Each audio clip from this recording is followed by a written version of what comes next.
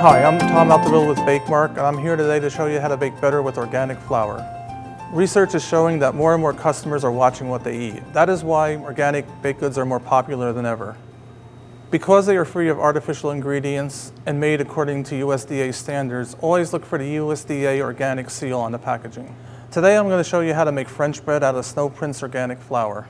I've already mixed my dough. The formula is 6.5 pounds of water, 10 pounds of Snow Prince organic bread flour, 3.5 ounces of salt, and 3 ounces of fresh yeast.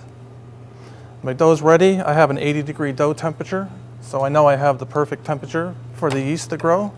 The first thing I'm doing is I'm going to scale it off.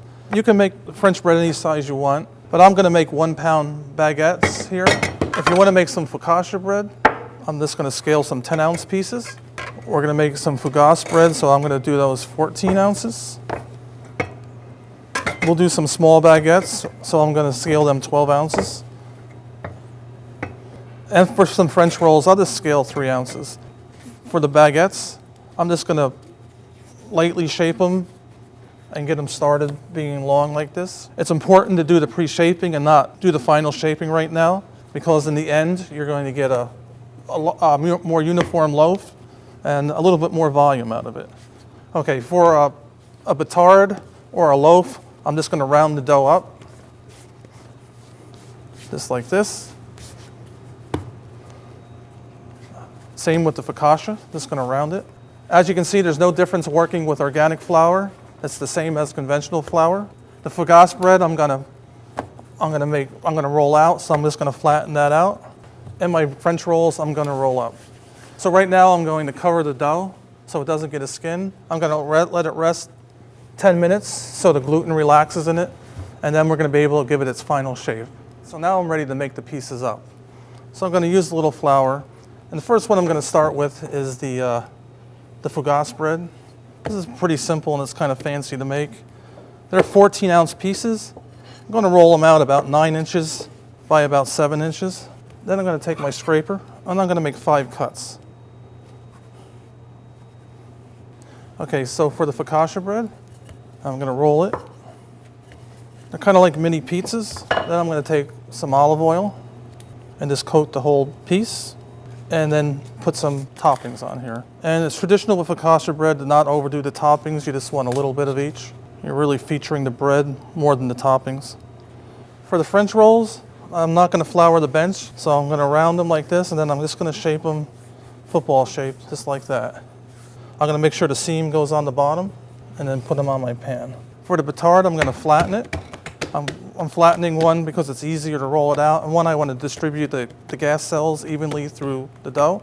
I'm going to fold it over about 1/3 of the way. And we're going to do it a second time. And the third time, take it, and this time I'm going to seal the seam. I'm going to shape it, make it more like a traditional batard. I'm going to make sure that seam goes on the bottom so it doesn't open up during the baking. For the baguettes, I have 2 sizes. For the large, I already have it started when I pre-shaped them. And I'm going to start working from the center. I'm not going to start from the ends. I'm going to work in the center and work my way out. I'm going to take the ends, make them a little bit pointy. I'm going to look for my seam again, and that seam is going to go on the bottom. So for the small one, same thing. And this one's smaller, so I don't have to work it as much. But again, I'm going to take that seam, make sure it's on the bottom. And you don't want to make your dough as long as the pan because it's going to expand when it bakes. So if I made it as long as the pan, when you were done baking, the bread would be hanging off the edges. At this point, the bread's ready for the proofer. The one thing I don't want to do, and a mistake a lot of people make, is they score the bread before they put it in the proofer. If you do that now, you're not going to get a nice bloom, and you're not going to get a contrast in color between the cut and the crust color of the bread. So what I do now is I'll put it in the proofer. The proofer settings are 90 to 100 degrees and about 80% humidity. It should go in the proofer 30 to 45 minutes. When it comes out, I'm going to seed my bread, then I'm going to score it, and then I'm going to put it in the oven, and I'm going to bake it at 425 for about 15 to 20 minutes with about 10 seconds of steam. We also carry Stallion organic high gluten flour that's good for making crusty breads, pizzas, and bolillos. When you carry an item with organic ingredients, you always want to let your customers know you have this item. So you can get tent cards and posters from BakeMark. Just contact your BakeMark sales rep or your local BakeMark location. For more information on products and recipes, visit yourbakemark.com. Thank you for watching.